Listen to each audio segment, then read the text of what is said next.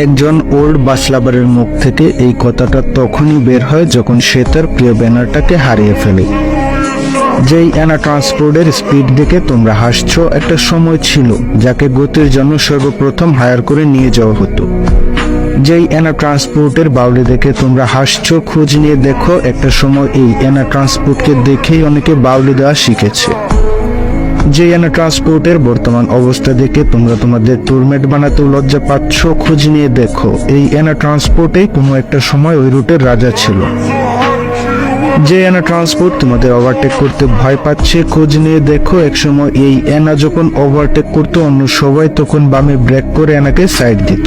আমি জানি আজকের দিনে যারা টিকটক মারানি ড্রাইভার তারা কখনোই ফিল করতে পারবে না বাম্পারে গিয়ে লাইট নিভিয়ে ওভারটেক করার মজাটা কি ছিল। আমি জানি যেসব ওল্ড বাস লাভাররা বাস লাভিং থেকে হারিয়ে গেছে তারা অ্যানা ট্রান্সপোর্টকে আজও ভালোবাসে। এমন হাজারো ওল্ড বাস লাভার আছে যাদের অ্যানা ট্রান্সপোর্টই ছিল বাস লাভিংয়ে আসার একমাত্র কারণ। আমি জানি এমন অনেক বাস লাভার আছে যাদের ছবি তোলার প্রথম কারণও ছিল অ্যানা ট্রান্সপোর্ট। আজকের দিনের নতুন বাস লাভাররা বলে আমি অ্যানা ট্রান্সপোর্টকে প্রচুর ভালোবাসি, আর যারা ওল্ড বাস লাভার ছিল তারা বলে অ্যানা ট্রান্সপোর্ট আমার ইমোশন। একটা না দুইটা না অনেক কোটি বছর এই অ্যানা ট্রান্সপোর্টের সাথে কাটিয়ে দিয়েছি। অনেক ভালো ভালো বন্ধু পেয়েছি, আবার অনেক মানুষকে হারিয়েও ফেলেছি।